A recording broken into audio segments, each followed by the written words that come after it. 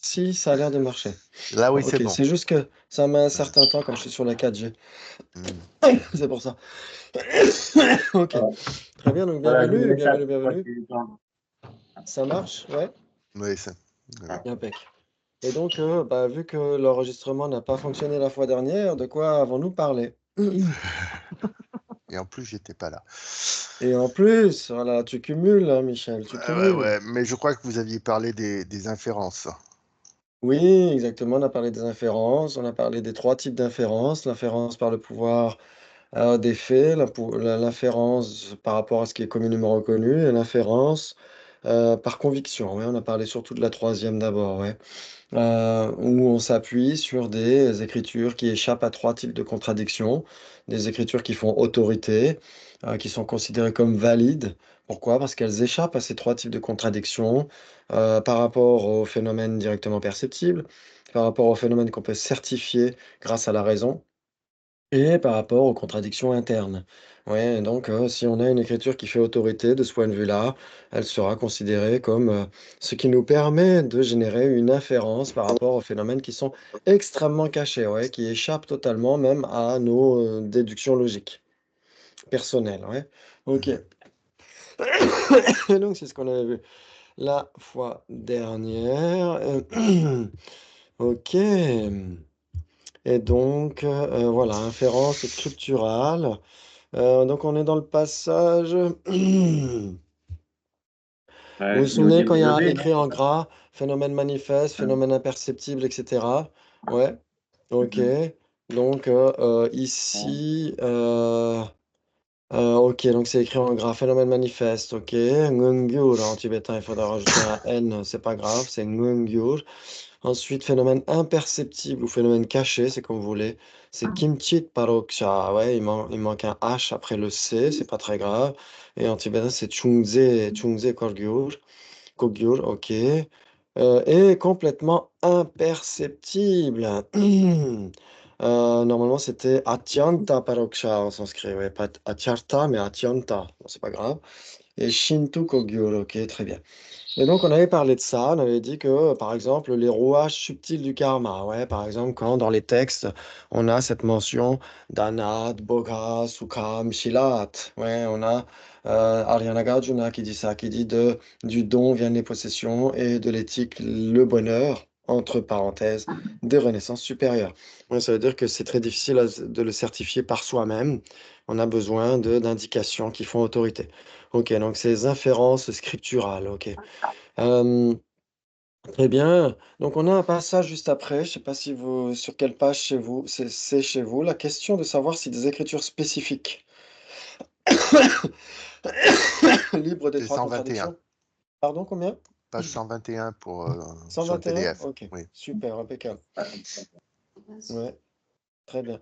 Ouais, moi j'ai 159 en PDF, enfin sur le Word, ok, c'est pas très grave. La question de savoir si des écritures spécifiques libres des trois contradictions doivent ou non enseigner les trois objets de compréhension fait l'objet de nombreux débats. Ouais, est-ce qu'ils doivent enseigner les trois en même temps? Ça pose question, hein, parce qu'on dit que ça doit échapper aux trois types de contradictions, et donc ça semble vouloir dire que elles doivent enseigner ces trois types de phénomènes, ouais, manifestes, légèrement cachés et très très cachés. Ouais, ok. Très bien. Les écritures en général enseignent les trois de toute façon, non? Ouais, en général, les enseignements du Bouddha parlent non seulement de ce qui est perceptible, mais ce qu'on peut inférer, déduire logiquement, etc. Et les phénomènes extrêmement cachés. Bien sûr que le Bouddha a la capacité de le faire. Ouais. Ok, les écritures en général enseignent les trois, mais la plupart des écritures en particulier n'enseignent pas les trois. C'est pourquoi il y a deux façons de poser une écriture comme étant libre des trois contradictions. Ouais. Ok. Il est possible de dire qu'elle est libre de contradiction quant au fait qu'elle enseigne le perceptible manifeste, ouais, ou au regard du manifeste qu'elle enseigne, on pourrait dire, ou on pourrait dire quant à la partie qui enseigne le manifeste. Ok, donc c'est juste deux façons de poser les choses pour éviter comment dire, de prêter le flanc à des contre-arguments. Ouais. Ok, donc Panchen Sonandrakpa qui a surtout étudié à Japon le Seling, et Kerubje, l'un des disciples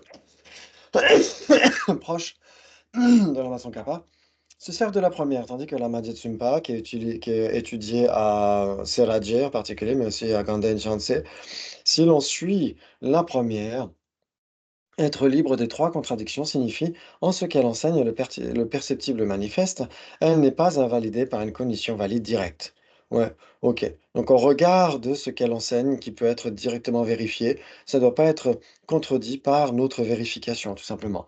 En ce qu'elle enseigne l'imperceptible, donc le légèrement caché, elle ne doit pas être invalidée par une inférence par le pouvoir des faits.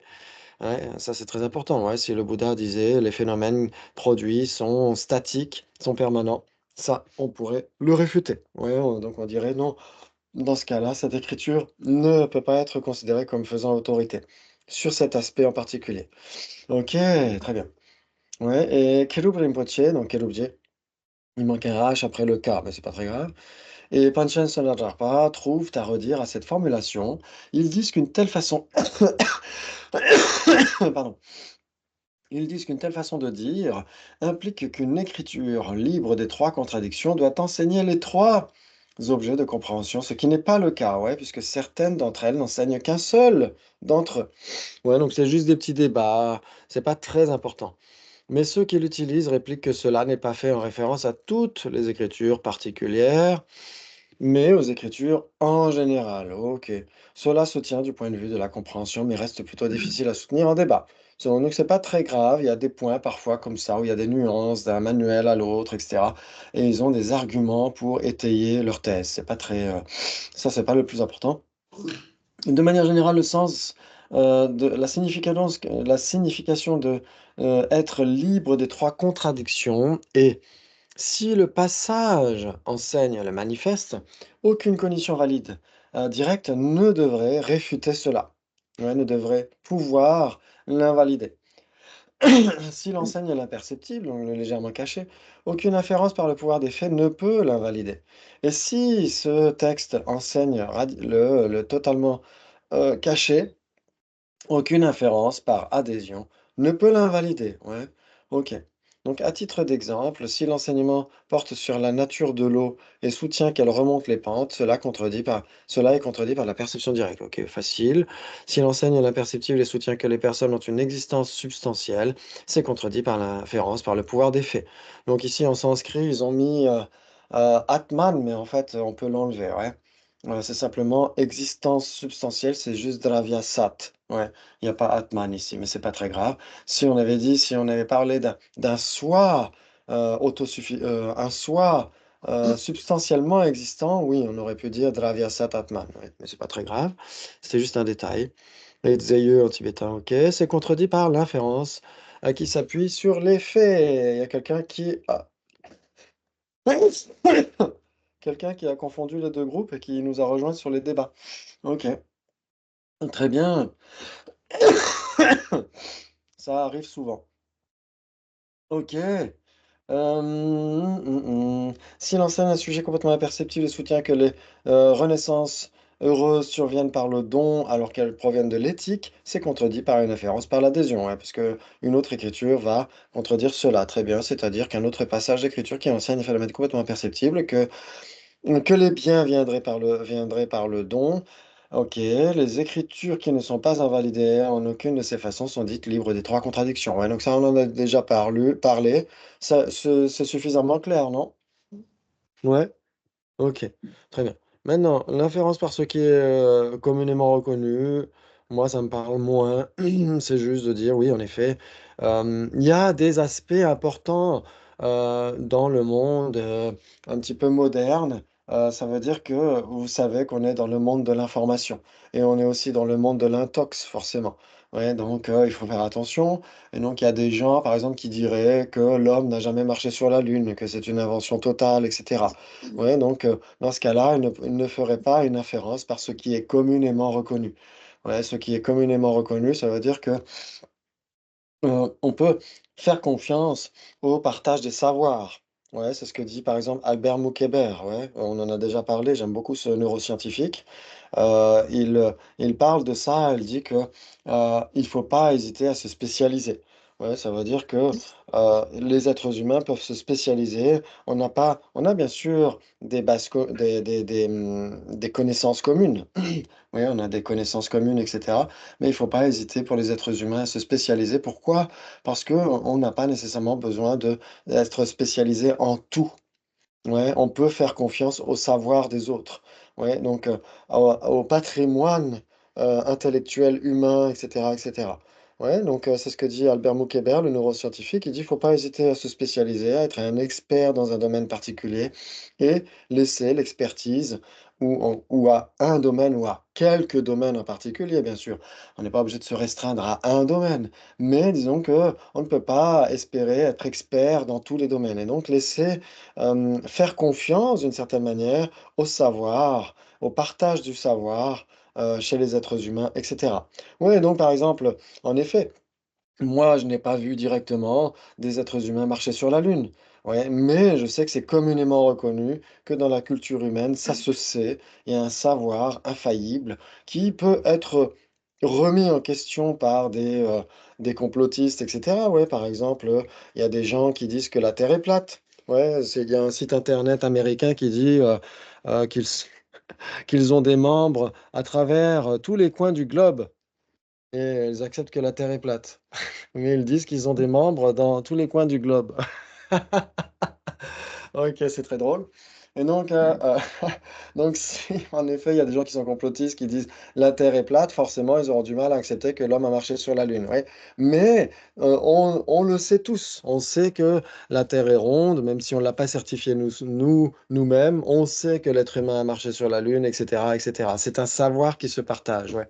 Même si on ne l'a pas vérifié directement nous-mêmes. C'est ça, ce type d'inférence, à mon avis, qui peut être important. Ouais, ok. Donc, on peut lire vite fait ce qui est marqué Mais là. Oui, juste te coupe à propos de ça. Tu sais qu'en Chine, il y a les trois possibilités. par exemple. Ronde, plate et inexistante. Et quoi? Et, enfin, vide. Ronde, plate et vide. Oui, en fait, qui serait une vacuité sans substance. Ok, Ils ont les trois. Mais celle qui est ok, plate, c'est pour les géomètres et les maçons. C'est pour d'accord. pouvoir tracer des perpendiculaires. Ok, oui, il y a les deux dimensions, les trois dimensions. Ok, Hein. oui, oui, tout à fait. Exactement. Donc, ça ne s'exclut pas mutuellement. Ça veut dire que ceux qui en deux dimensions font de la géométrie, etc., Hum. pourraient tout à fait accepter que malgré tout, la Terre reste un globe. Ouais, ouais, ouais, tout à fait. Ok, très bien. Et donc, la définition d'une cognition inférentielle par ce qui est communément reconnu, c'est une cognition propositionnelle. Ok, donc pourquoi? Parce qu'elle est discursive, elle est intellectuelle. Ok. euh, qui, en dépendance de son support, une raison valide, par ce qui est communément reconnu, est infaillible quant à son objet de compréhension, une terminologie appropriée. Ok. Donc ça c'est un exemple encore plus bateau. Ça veut dire que oui, en tibétain, quand on parle de la lune, on dit Ribongchen. Ribongchen, en tibétain, ça veut dire qu'il porte un lapin. Ouais, parce qu'il y a les cratères qui, de loin, donnent l'impression de former l'ombre d'un lapin. Et donc, chez les Tibétains, c'est communément reconnu. Quand on dit Ribongchen, ça veut dire on parle de la lune. Ok. Donc, Hum. c'est tout simple. C'est juste terminologique, mais personnellement, ce type d'exemple ne me parle pas du tout. Alors là, Oui, dire et que puis la Lune, ok, s'appelle qui celle qui porte le il lapin. faudrait l'expliquer dans le texte en français parce que moi, j'ai rien compris là quand j'ai lu ça. Ouais. Ah, Ah d'accord, oui. oui. Eh ben, on va le lire si tu veux. Une Non, illustration en est la cognition inférentielle qui réalise qu'il est approprié d'utiliser le terme lune pour ce qui possède un lièvre. En fait, c'est parce que tout simplement, ils ont oublié de mettre les guillemets. Ceux qui possèdent un lièvre, c'est-à-dire ribongchen en tibétain. Ribong, c'est le lièvre ou le oui. lapin. Non, ce que je voulais dire, excuse-moi, je te coupe, ce Oui. que je voulais dire, c'est que ton explication des trous de lapin, etc., fait qu'on peut comprendre pourquoi le terme lune. Des trous de lapin? Ouais. Bah oui, c'est ça en fait. On voit les trous sur la lune, Ah, donc les cratères, ok. voilà, les cratères, donc ils pensent que ce sont des trous de lapin. Non, non, non, non, c'est pas ça. C'est que les cratères, en fait, quand tu regardes la Lune, les cratères, il y a certains, bah, exactement comme les configurations des étoiles. Ouais, quand tu regardes les étoiles, ça fait des dessins, en fait. En réalité, ça fait pas vraiment de D'accord, dessin parce qu'on les regarde, nous, dans cet angle-là. Mais sur la Lune, un assemblage de cratères forme une certaine ombre qui ressemble à un lapin. d'accord. C'est ça, en Ouais, fait. ouais. Ok. Et Mais ça donc, prouve bien, ça prouve bien quand même aussi que toutes les références qu'on a sont aussi liées à la culture et à notre passé et à un moment historique, hein. Donc du coup, ça peut varier en fonction de l'espace-temps, quoi. Ça aussi, je oui. pense. Oui, Exactement. Oui, oui, hein, c'est très culturel en fait. hein, Cet aspect très culturel, c'est pourquoi personnellement je trouve pas ça si important, puisque Hmm. chaque culture a raison. Chaque culture dit que oui, a ses façons de penser, a ses façons hein. d'exprimer les choses. Et donc c'est juste ça. Ça veut dire qu'en tibétain, Rinpoche faudrait vérifier d'ailleurs chez les Indiens, parce que ici on trouve souvent dans ces manuels Rinpoche, justement, celle qui porte un lapin. Donc c'est la façon poétique de parler de la lune chez les Tibétains. Mais chez les Indiens, il faudrait vérifier s'il s'agit de la même chose, parce qu'ils ont aussi ces différents types d'inférences, mais à mon avis, ils prennent un autre exemple, parce que pour eux, il n'y a pas de lapin dans la lune. Ok. Et même sa sainteté Dalai Lama explique ça. Il dit que un jour, il a parlé à ses tuteurs, Ling Rinpoche et Chunjang Rinpoche, les anciens tuteurs, et il leur disait, parce que lui, sa sainteté avait un télescope déjà au Potala, et il disait à ses tuteurs, mais regardez, il n'y a que des cratères, il n'y a que des trous sur la Lune, il n'y a pas de lapin. Et eux, ils n'y croyaient pas au début. Il a fallu qu'ils regardent dans le télescope pour dire, ah oui, en effet. Ok, donc donc c'est voilà, il y a toujours cet aspect-là qui, bon, voilà, pour moi, je trouve que c'est très, très secondaire. Sauf dans les cas, justement, où en effet, le partage des savoirs, là, dans ce cas-là, c'est important. Ouais.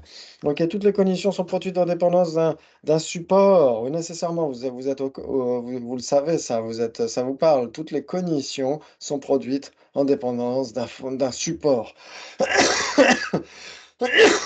d'un fondement.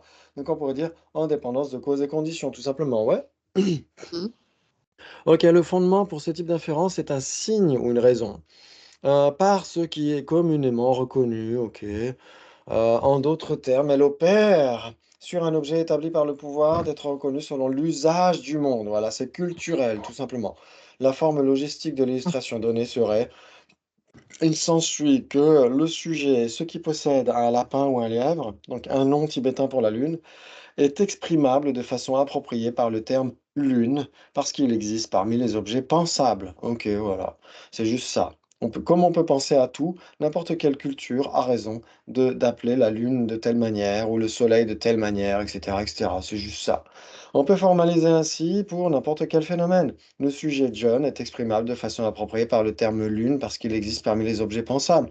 Oui, imaginons que à cause d'une blague, ouais, à cause d'une blague, quelqu'un a un diminutif.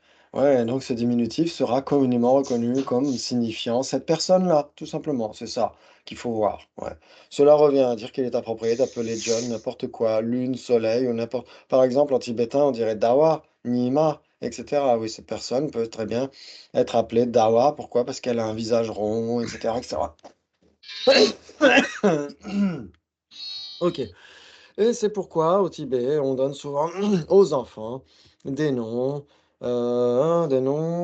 tels que Buddha, Sangye par exemple, Don, Jimba, éthique, Tsultrim, patience, Seba, effort, Tsunju, etc., etc. Oui. Donc on donne des noms comme ça. Il est aussi approprié de changer de nom. Ouais, par exemple, il y a, je sais pas si vous connaissez, donc là c'est une petite blague. Si vous connaissez En Famille, c'est une série, je crois que ça doit être sur la 6 ou sur la 9. Et donc, il y a un moment donné quelqu'un qui dit, regarde celui-là, il a un super pouvoir, il peut changer de prénom quand il veut. Ok, laissez tomber. Très bien. C'est drôle. J'adore le super pouvoir, vachement utile. L'autre, il peut changer de prénom quand il veut. Ok, laissez tomber. Et donc, euh, ok. Donc, la raison pour laquelle cette expression est appropriée est simplement que le sujet existe parmi les objets pensables. On peut penser à n'importe quoi. N'importe quel objet qui peut être pensé est susceptible d'être appelé par N'importe quel nom. On pourrait même dire d'ailleurs que n'importe quel objet d'un côté et qui peut être pensé de l'autre, les deux ensemble, c'est un pléonasme, non? Hmm. Allô? Pardon. Ouais, ça veut dire que, comme vous le vous souvenez, pour ceux qui se souviennent des bases établies, ouais, quand on a étudié dans les débats les bases établies, les existants, etc. Ouais, ouais. Vous avez des équivalents de bases établies et existants?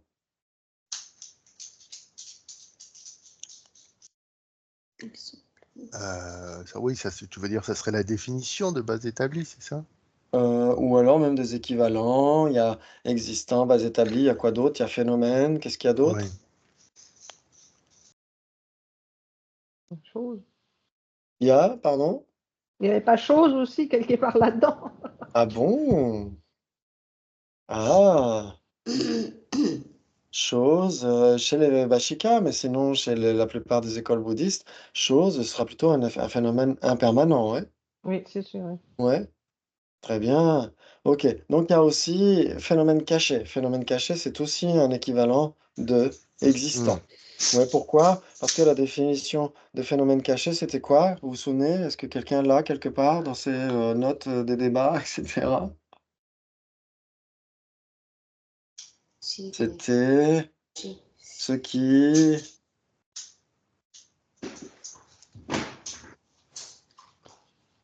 Ouais.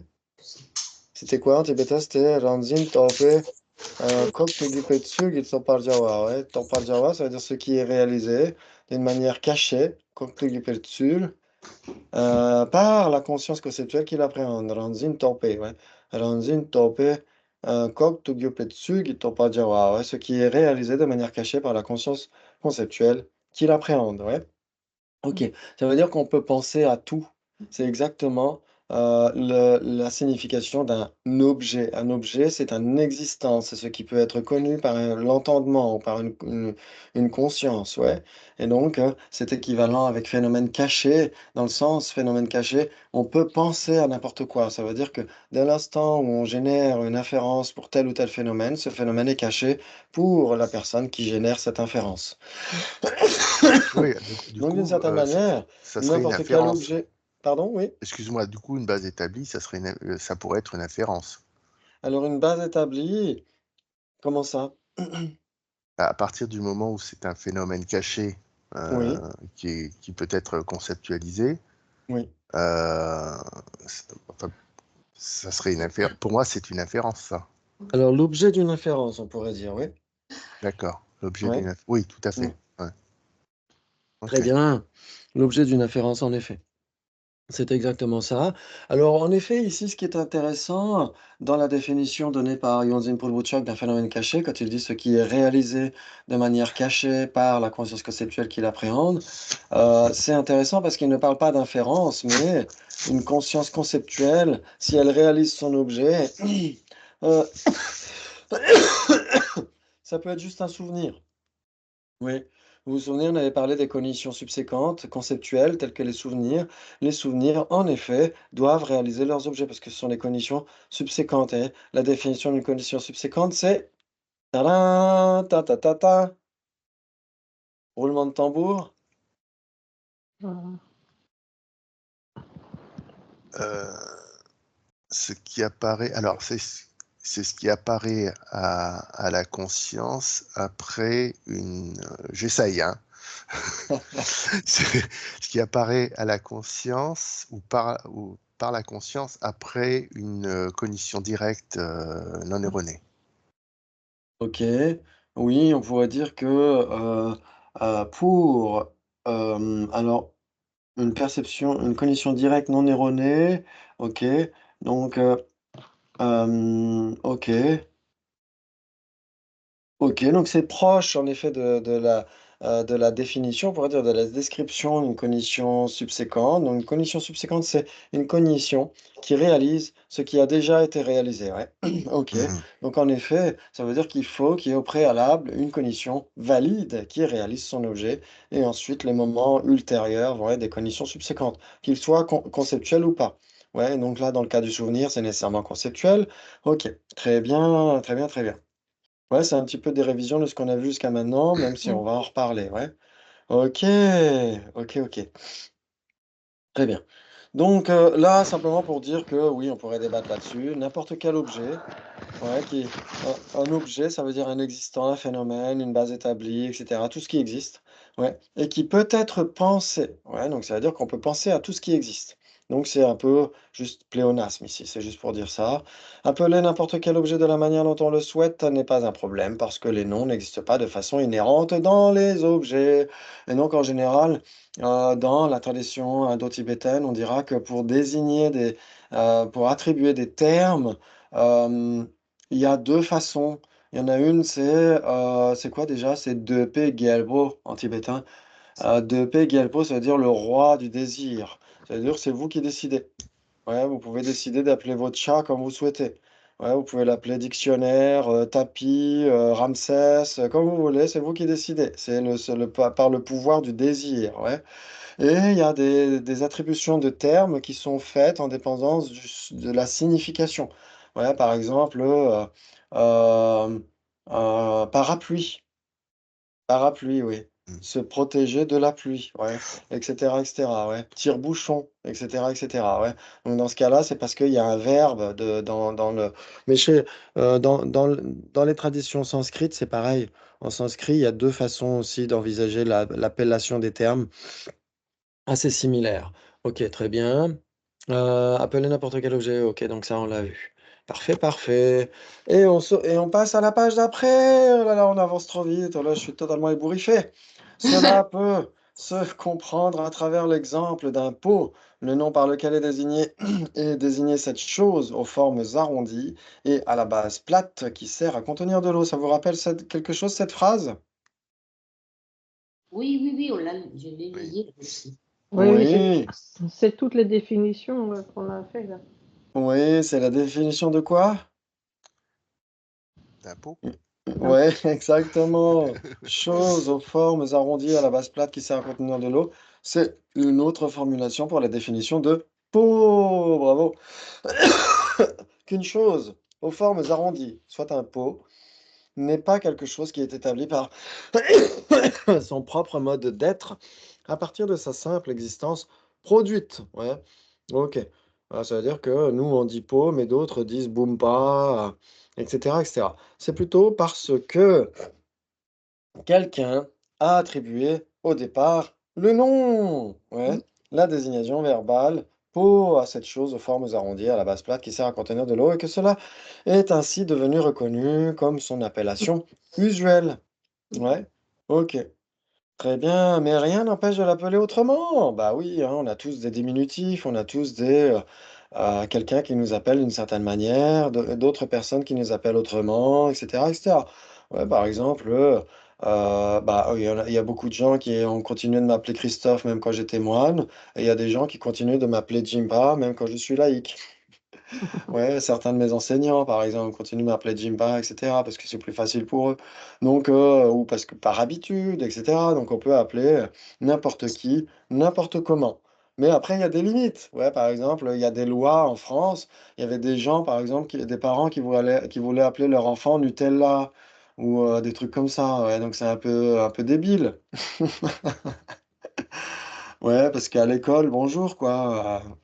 On pense pas toujours à l'enfer que peuvent vivre les enfants à cause de leur prénom. Et donc, il y a des lois en France qui interdisent d'appeler tel ou tel enfant d'une manière ou d'une autre. Ok, très bien. Mais sinon, rien ne les empêche de les appeler comme ça à la maison. Mais bon, appeler ces gamins Nutella, patanut, c'est un peu bizarre. Ok, très bien. Euh, ok, est-ce que ça va jusqu'à maintenant? Parce qu'il n'y a que moi qui parle, désolé, hein. Oui, non, mais je trouve ça intéressant la capacité des humains à faire le lien entre des sons et quelque chose, quoi. une chose, Oui, et je veux dire, c'est quand même quelque chose qui est quand même très spécifique quoi, à notre esprit. Quoi. Et je trouve cette capacité tout à fait intéressante. Quoi. Et surtout, on peut parler plusieurs langues et avoir pour la même chose différemment en tête. Quoi, ou oui, à plusieurs appellations pour la même chose. Quoi. Et chaque fois, donc, même si ça s'appelle autrement, avoir un seul objet, je trouve l'esprit, il est vachement fort quand même là-dessus. mm, Enfin, exactement. C'est ça qui est génial. C'est-à-dire qu'on peut appeler en effet table, on peut l'appeler tisch, table, chorze, etc. Et en effet, on peut avoir beaucoup de façons de parler de la même chose. Par exemple, si on dit OK. Par exemple, la table sur laquelle se trouve mon ordinateur, par exemple. Bon, Hum, là, c'est un non existant parce que l'ordinateur, il est sur le lit. Mais imaginons un bureau ou une table sur laquelle se trouve l'ordinateur, la table qui se trouve devant moi, la table sur laquelle se trouve l'ordinateur, la table sur laquelle il n'y a pas de pot de fleurs, renvoie toutes ces trois désignations exactement au même référent. hum. Ouais, donc c'est comme ça en effet qu'on peut voir que la conscience conceptuelle, au travers de la désignation et cetera, peut avoir une multitude de façons d'appréhender le même objet. Et puis en fonction de la désignation enfin, du nom qu'on donne, on peut aussi mettre d'autres choses derrière. Parce que si on t'appelle Jinpa, on fait référence au moine. Quand on t'appelle Christophe, on fait référence au laïc.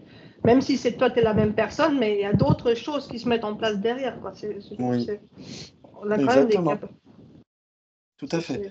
Et la référence, elle peut être très, personnelle. Ça peut être quelqu'un qui appelle une personne Jimpa en référence à sa vie monastique, même si cette personne n'est plus monastique.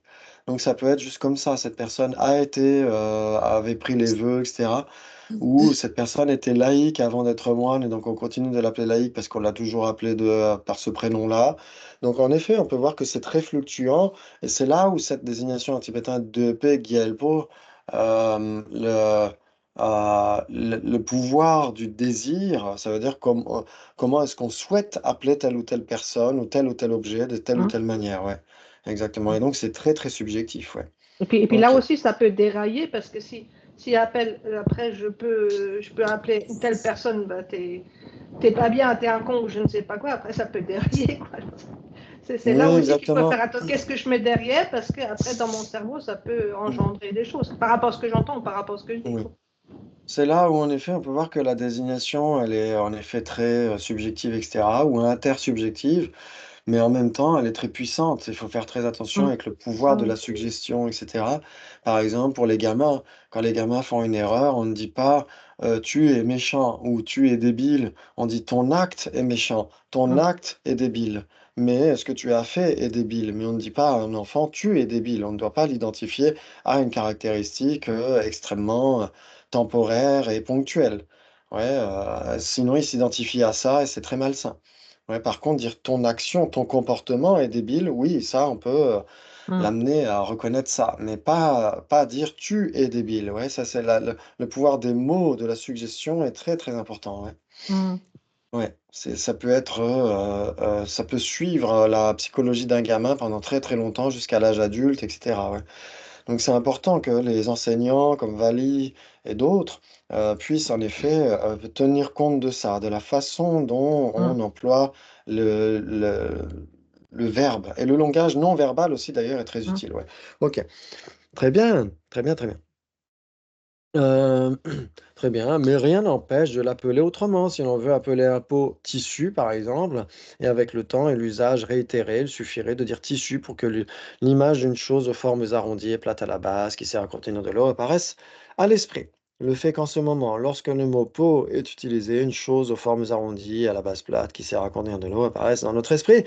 Et lorsque le mot tissu est utilisé, une, une trame tissée apparaissent, etc., est simplement dû aux prédispositions linguistiques, ces prédispositions établies par l'usage que nous faisons des expressions linguistiques. C'est pourquoi c'est important de faire attention aux mots qu'on emploie, mais même quand on pense, en fait. Hein. Euh, Mm. Même quand on suggère quelque chose, ouais, souvenez, on a déjà parlé de ça, le pouvoir du placebo, le pouvoir du nocebo, ouais, ça vous parle tout ça, vous avez déjà vu des émissions là-dessus, non? Oui. Ouais, par exemple, j'aime beaucoup cet exemple, je vous en ai déjà parlé. C'était au Journal de la Santé il y a de nombreuses années maintenant. Il y avait une femme, une pompière, qui disait en effet que quand des gens étaient incarcérés après un accident dans leur voiture, etc., on ne dit pas est-ce que vous avez froid? Ouais, on dit est-ce que votre corps a suffisamment chaud?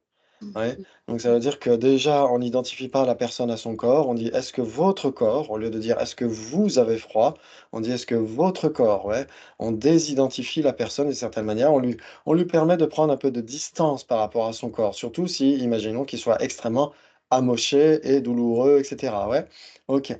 Et en plus, est-ce que votre corps a suffisamment chaud? On prononce le mot chaud plutôt que de prononcer le mot froid. Ouais, c'est extrêmement important.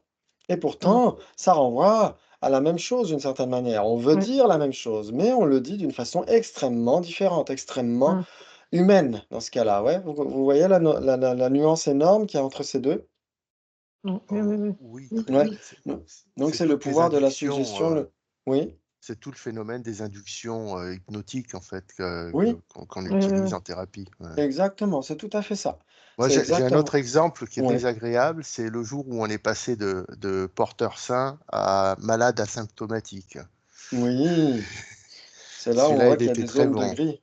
Ah oui, Oui, de gris foncé même. oui, oui, c'est intéressant ça, hein. C'est intéressant. Mais en effet, on voit aussi dans le langage plus policé, on dit plus des blacks, on dit des hommes de couleur ou des personnes de couleur, etc. Mm. Mais après, bon, on peut dire black, pourquoi pas? C'est pas non plus, c'est pas irrespectueux, etc. Mais peut-être que dans certains contextes, ça pourrait l'être, ou dans certaines familles, etc. Donc toujours tenir compte du contexte. C'est très important. D'ailleurs, ça fait partie des vœux de Bodhisattva, hein. Dans les 46 vœux secondaires, dans les 12 vœux même tertiaires, les derniers types de vœux, euh, comment c'est mentionné? Euh,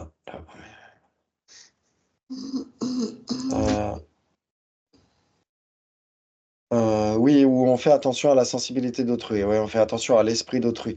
On doit se conformer un petit peu aux vues des autres, enfin d'une certaine manière, à leur sensibilité, etc. Euh, Ok. Oui, donc c'est dans les 12 vœux tertiaires des vœux de Bodhisattva. Ok, très bien. Et donc ici, ce qu'il faut essayer de voir, c'est que le pouvoir des mots est si Santé. puissant que, en effet, ne serait-ce que lire certains textes, ça fait beaucoup de bien. Moi, je me souviens à l'époque, avant d'être bouddhiste, où je lisais beaucoup de textes dans différentes traditions, etc. Et simplement lire des phrases ou des phrases dans lesquelles il y a des mots qui nous font du bien, c'est extrêmement utile, hein. C'est une forme de méditation, d'hypnose, Mm. d'auto-hypnose d'une certaine manière, où on essaie de faire en sorte que notre esprit entretienne des notions extrêmement saines. C'est génial ça. Ouais, Mm. vous voyez une différence immense dans votre atmosphère intérieure. Ouais, si par exemple, imaginons vous sortez du film Joker, le Joker, qui est extrêmement Ah, horrible en termes de psychologie, c'est extrêmement horrible. J'aime pas du tout. Mais je me souviens. c'est Je me drôle. souviens quand j'étais à Nalanda à l'époque, avec des potes, ils voulaient aller voir ça, puis moi je voulais voir euh, Maléfique 2. Et j'aurais dû aller voir Maléfique 2 en fait, parce que je voulais pas du tout aller dans la salle où il y avait des jokers. Et en plus, il y avait des jeunes, et il y avait vraiment des jeunes, et à un moment donné, c'était vraiment difficile à soutenir pour certains d'entre eux qui étaient juste devant nous. Enfin bref. Et donc, tu sors de ce film-là, c'est horrible, on est dans une atmosphère intérieure horrible. Et donc, quand on était rentré, je me suis regardé Maléfique 1 en VOD, exprès pour me changer les idées. Ouais, se changer les idées, ça veut dire entretenir d'autres notions qui font que l'atmosphère intérieure va se transformer. Mais c'est Mm. exactement ça la méditation. Ouais, ou c'est exactement ça quand vous lisez un texte de la Mashapkar, par exemple, le vol du Garuda, ou des textes de la Gawa Longchenpa, par exemple, ouais, sur le Dharma Dhatu, etc. C'est là où ça peut être extrêmement utile en termes de méditation, où on entretient ces notions très utiles. Ok, donc c'est juste pour mentionner ça. Ok, très bien. Je veux juste rajouter, si tu Oui, permets, je vais rebondir là-dessus, parce que c'est vrai que ça concerne ce type d'inférence, mais il y a ce qu'on appelle aujourd'hui la cancel culture. la quoi? La cancel culture, Oui, le mouvement woke, qui notamment, alors, un exemple frappant, c'est la transformation des titres des livres. Je ne sais pas si tu te souviens d'Agatha Christie, il y avait un roman policier qui s'appelait Les 10 petits nègres. oui, Et comme nègre, c'était péjoratif, etc., ils ont oui, obligé, si tu veux, les maisons d'édition à changer le titre oui, oui, tout à pour fait. que ça soit socialement acceptable. Mais en faisant ça, quelque part, je trouve Oui, il y a aussi un ça rejet de fait en fait. l'histoire et de la culture, quoi. Et Exactement. c'est une inférence communément, enfin, qu'ils souhaitent qu'elle soit communément admise, tu vois. Et Oui, comme tu dis, ça a une action très, très directe sur l'esprit des gens. Voilà. oui. Alors une inférence, pas nécessairement, mais une désignation en tout cas, oui. Oui, Oui, oui, exactement. En effet, c'est tout à fait juste. Il y a des mots qu'il vaudrait mieux changer parce que en fonction d'un contexte culturel, etc., ça se fait plus du tout. Ouais, par ouais, exemple, mais il y a un gâteau en France qu'on appelait avant la tête de nègre.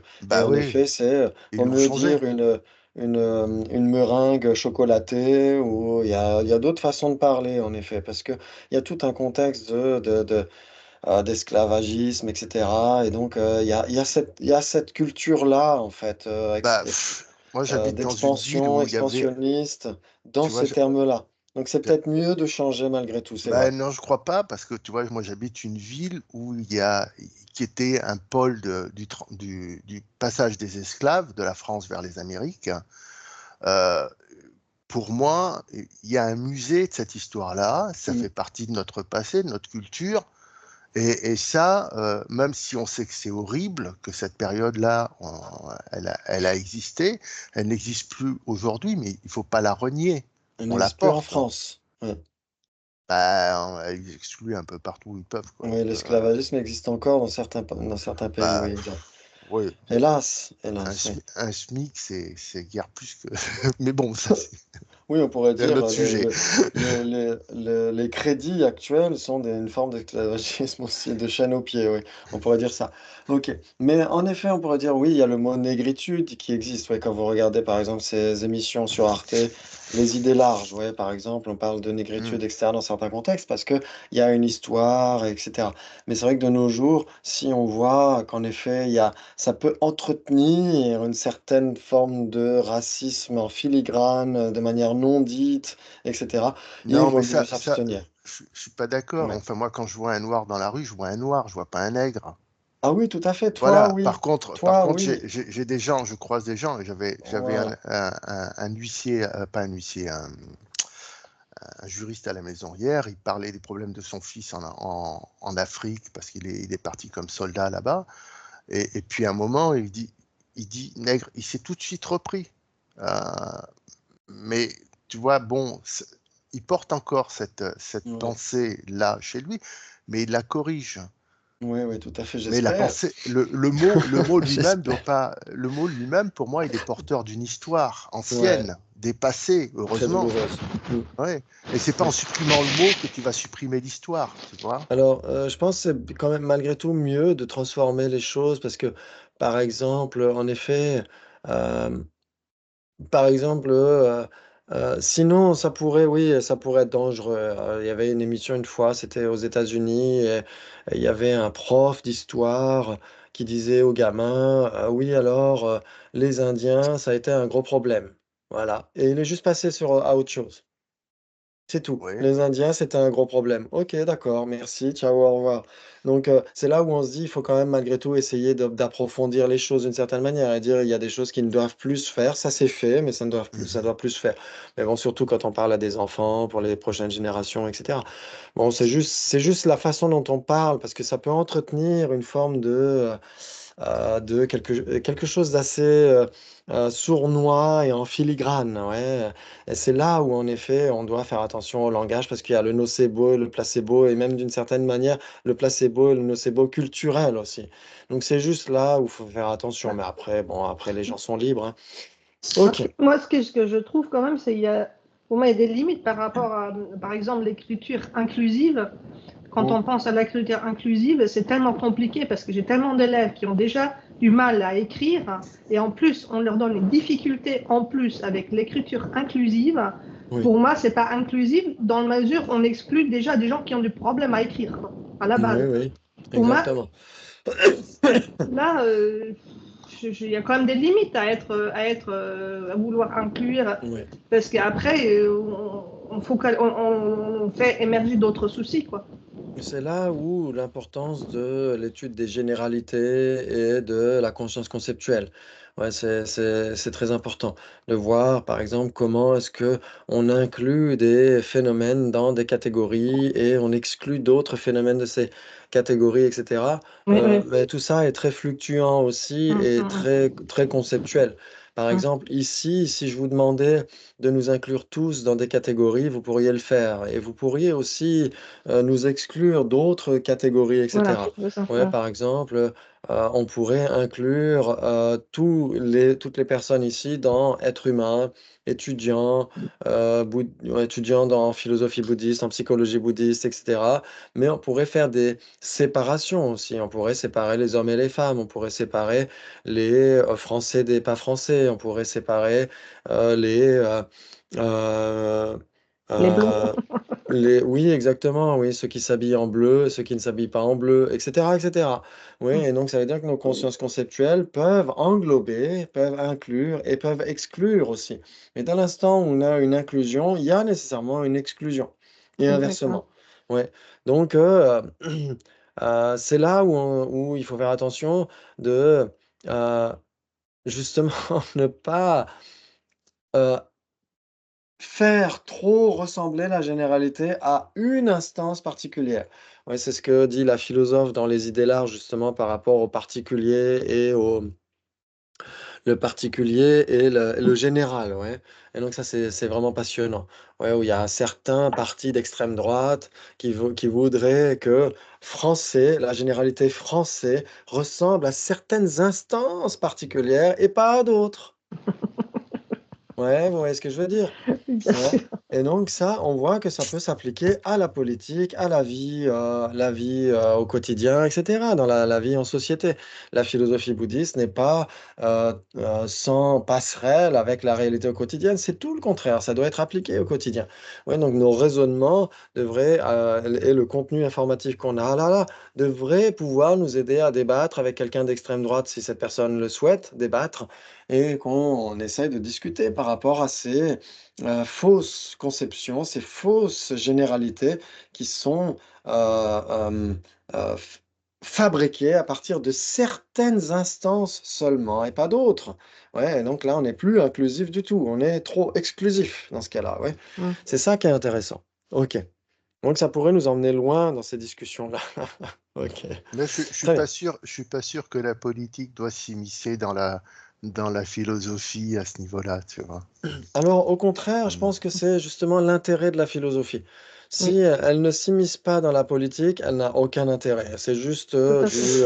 Bah, de la théorie c'est juste penser pour penser, en fait, d'une certaine manière. pas Ça du ne tout. s'applique Je veux pas. dire, Si on regarde l'histoire de la philo, regarde Platon, la République de Platon, exactement, ça a Platon, c'est été une... exactement ça. C'était pour Ouais, mais s'appliquer à la vie quotidienne. et ça n'a pas marché. Ça a marché en fait, ça a marché parce qu'il a fondé une école de philosophie, etc. Aristote déjà, avant lui, avait déjà fait les péripatéticiens, etc., où il marchait Mm. en discutant, etc. Et donc, ça a contribué à une démocratie en Grèce, et ça a été extrêmement effervescent au niveau des idées, au niveau de Mm. l'humanisme. Si la philosophie ne sert pas à ça, à quoi sert-elle? Peut-être à se libérer du samsara dans le bouddhisme. Oui, mais se libérer du samsara, ça implique nécessairement quelque chose de sociétal. C'est-à-dire qu'une C'est... personne qui n'est plus un boulet, pour les autres, c'est énorme pour la société. Oui, mais Non? la personne est quand Surtout même que au là, on est centre. dans le Mahayana, on veut se débarrasser de samsara, on veut le faire pour le bien de tous les êtres. Et donc, ça Mm. implique là aussi un engagement sociétal, etc. Ça veut dire, en fait, la politique, ça ne veut pas nécessairement parler que de la politique politicienne, des gens qui se critiquent les uns les autres au Parlement, etc.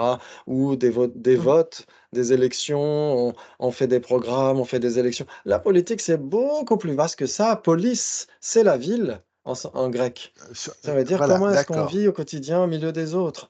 Et Si on donc, si nos s'entend vues sur le terme, philosophiques, si oui. nos vues philosophiques n'influent pas sur nos comportements sociétaux, bah, c'est juste des vues qui n'ont aucun intérêt, en fait, tout simplement.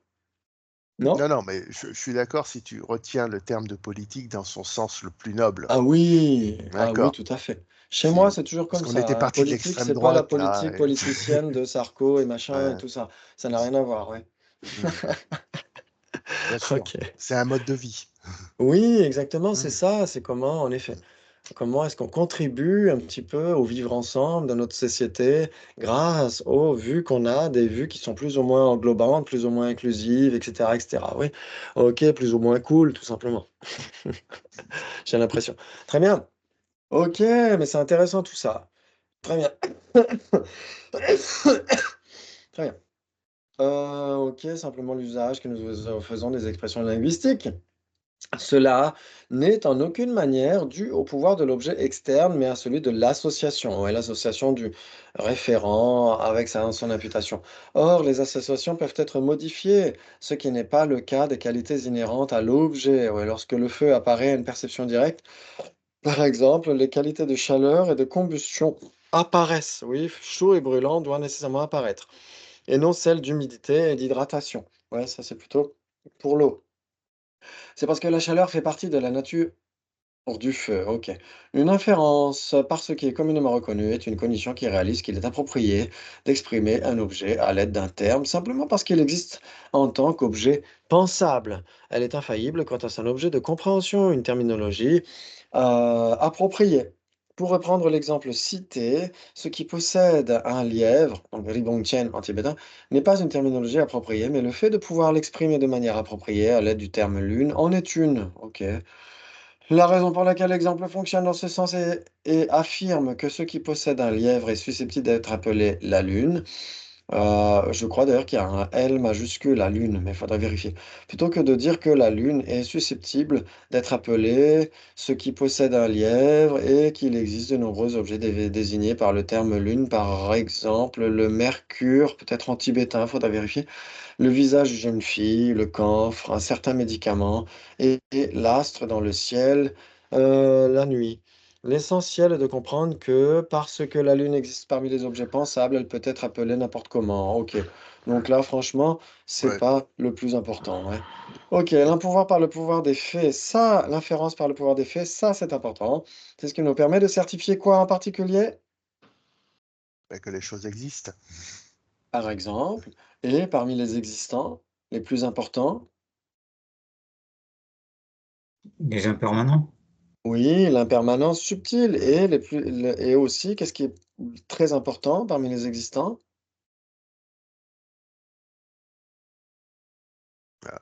Parmi les existants, bah,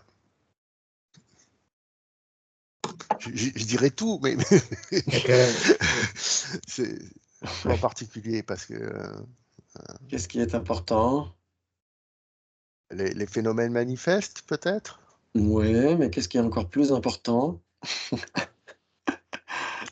Je sais pas. Le soi? Le non-soi? Non, enfin, maintenant. Le Mais non-soi ou la vacuité. Parmi les phénomènes, ce sont les phénomènes qui sont bien sûr les plus importants. Pourquoi? Parce que en les réalisant, qu'est-ce qu'on fait? On se débarrasse du samsara et on aide les autres à en faire autant. Donc la vacuité n'est pas directement perceptible. Si c'était le cas, il n'y aurait pas besoin de se prendre le chou, étudier l'auric, connaître l'esprit, étudier les débats, euh, étudier la vacuité pendant des années et des années. Il suffirait de l'apercevoir directement et on serait un arya, ce serait génial. mais ce n'est pas le cas. Ouais, la vacuité existe depuis des temps sans commencement. Nous existons depuis des temps sans commencement. Est-ce que nous l'avons réalisé pour autant? Non. Ouais, donc on a besoin de l'inférence par le pouvoir des faits pour certifier la vacuité, qui n'est pas un phénomène extrêmement caché. C'est un phénomène légèrement caché. On a ce bol immense. Parce que si la vacuité ou l'impermanence subtile, etc., ou d'autres phénomènes importants en termes de sotériologie, si c'était extrêmement caché, eh ben, il y aurait encore plus de discussions et de débats et d'incertitudes. Ouais. Alors que là, si c'est par le pouvoir des faits, on peut certifier qu'en effet, par exemple, pour la vacuité, dans les écoles marianistes, oui, pour la vacuité, on peut certifier avec une certitude infaillible que soit un phénomène, soit ça existe, soit ça n'existe pas. Vous êtes d'accord? Ça peut pas être à la fois existant et non existant, ouais, dans un seul et même contexte. Ok. Non seulement ça, mais en plus, on peut se dire, ok, si ça existe, c'est soit dépendant, soit indépendant par rapport à des causes, par exemple. Ça, on peut le certifier. Ça ne peut pas être à la fois dépendant et indépendant par rapport à des causes. C'est soit l'un, soit l'autre. Soit c'est impermanent, soit ce n'est pas impermanent. Vous êtes d'accord? Mhm. Mhm. Ok, très bien. Et en plus, on va certifier d'une manière infaillible que être dépendant et être indépendant, c'est une antinomie totale. Ça ne peut pas être à la fois l'un et l'autre. Ok, donc ça, on l'a dit. Maintenant, plus on va prouver qu'un phénomène est dépendant, plus on va réfuter qu'il est indépendant. Et donc, plus on va certifier la vacuité d'existence indépendante. Et donc, ça, c'est très, très important. Plus on va certifier par l'inférence que le moi, par exemple, ou les agrégats, etc., sont totalement dépendants de causes et de conditions, de parties constituantes, d'une désignation conceptuelle, etc., plus on va pouvoir réfuter en long, en large et en travers la possibilité d'existence absolue, intrinsèque, indépendante, inhérente, etc., etc. Ouais, donc pour les Prasangika. Ok, donc ça c'est vraiment capital. Ouais, ça vous parle? Mhm. Ok, Ouais. très bien. Donc on en parlera d'une manière plus approfondie la fois prochaine. Ça, Donc ça, c'est l'inférence. l'argument. Ça, c'est Pardon? l'argument. Oui. Ça, c'est l'argument pour dire que le néant existe, c'est ça? Pardon, Vali? C'est ce que tu viens de dire là, que par rapport à l'interdépendance, c'est Oui. pour confirmer que le néant existe. Parce que quand c'est néant, ça n'existe pas, parce qu'il n'y a rien. Donc, mais le néant existe. Enfin, Que le néant existe. Que le les néants existent. C'est le non-soi. Il existe. Alors le non-soi, pas le néant, attention, hein, Pardon. c'est pas du tout la même chose. Ouais, ouais, ouais, ouais. Ouais, Les non-soi, excuse-moi. Oui, oui. ouais, ouais, c'est très différent. Ouais, le néant n'existe pas, mais le non-soi existe. Ouais, ouais, Oui, ouais. oui, excuse-moi, Donc en je suis mal. effet, c'est Oui, pour en effet inférer la possibilité du non-soi, ou ouais, la ouais, vacuité pour les marianistes, etc., ou l'impermanence subtile, etc. Ouais, parce que ouais, comme vous le savez, tout ça, ça fait partie des aspects des quatre nobles vérités. Ouais. ouais, ouais, Et ouais, donc, ouais. on a besoin aussi d'inférer d'autres phénomènes, par exemple les renaissances, la possibilité de l'éveil, la possibilité du nirvana. Hum, De nombreux points du lamrim peuvent être certifiés par des inférences qui se font par le pouvoir des faits. hum, Ouais, hum, hum. ok, impeccable. Donc, on peut juste lire cette partie-là. La définition d'une cognition inférentielle par le pouvoir des faits est une cognition propositionnelle ou idéale, c'est comme vous voulez, qui, en dépendance de son support, une raison valide par le pouvoir des faits, est infaillible quant à son objet de compréhension. Un phénomène imperceptible ou un phénomène caché. Une illustration étant une cognition inférentielle qui réalise que le son est impermanent. Ouais. Donc là, quand on dit le son est impermanent, on parle du son qui est impermanent dans le sens euh, l'impermanence subtile. Parce que l'impermanence grossière, on n'a pas besoin de l'inférer. Ouais, par exemple, vous avez un magnifique solo de guitare de Gilmour ou de Clapton, etc. Et donc, quand le solo s'arrête, il y a un silence. OK? Et donc là, est-ce que vous avez besoin d'inférer? Ah bah, le son est impermanent dans le sens, est impermanent de manière grossière. Son continuum s'arrête. Non, on le perçoit directement. Vous êtes d'accord? Ouais, ouais, Mmh. ouais. OK. Donc l'impermanence grossière, il y a pas besoin de l'inférer. On pourrait l'inférer, ouais, d'une certaine manière, mais il y a pas besoin. Alors que l'impermanence subtile, quand on dit le son est impermanent, on parle de l'impermanence subtile, on parle de l'instantanéité, ouais, qui est la définition de l'impermanence, vous êtes d'accord? Ouais. Ok, donc c'est de ça qu'il s'agit ici, ouais. Ok, on va dire le son est impermanent car il est produit, enfin une inférence, ouais. Ok, bah c'est génial. Et donc on va Attends, juste continuer la fois prochaine sur cette lancée. Normalement, c'est dans 15 jours d'après ce qu'on a mis sur le programme, c'est ça? C'est le Impeccable. 18, c'est ça. C'est même plus tard, je crois, non? Ah bon? Non, j'avais marqué le 18. Ok, donc c'est bien. Ah, ok. Il Donc n'y a pas Martini. Il y a Alors le 18, jeune. il n'y a pas puisque je serai dans le train. Ouais. Le Parce 18, qu'il il y n'y a a pas. Je me suis Genève le trompé. 18. J'avais mis le 18 ou pas Ouais, Oui, je tu avais sur mis le le 18, programme? mais pas celui d'après. Pardon? Tu avais mis le 18, mais pas celui d'après. Ok, donc il doit y avoir une erreur. Le 18, je suis dans le train, je ne peux pas assurer. Mais Ok. ok, je vais modifier ça. Je vous enverrai un petit message pour confirmer. Ok, le 18, je Ok. suis à Genève normalement, ou à Martigny. Non, Genève. Ouais. Oui, Genève et Genève, Martini, exactement. je crois que c'est après. Du coup, ça Ouais, le fait. week-end d'après. C'était le Et 25. donc, Oui. ok. Donc, en fonction de quand je prends le train, il est possible que je puisse avoir la classe de connaître l'esprit le matin. La semaine prochaine, c'est sûr, non, parce que c'est tôt le matin. Mais le 25, il est possible que ce soit le cas, qu'on ait classe. Donc, je vous redirai ça. Ouais? Ok? Ok. Et ce soir, il y a les débats. On va continuer avec les comparaisons logiques.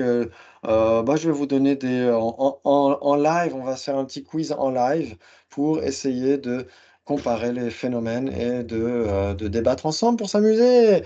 Et cet après-midi, il y a le diplôme à course avec Vénérable Gendangul. Oui, à Oui. 14h30. Impeccable. Merci beaucoup. Vous avez merci, encore assuré soigne-toi une fois de bien. plus. Bravo, Merci. bravo.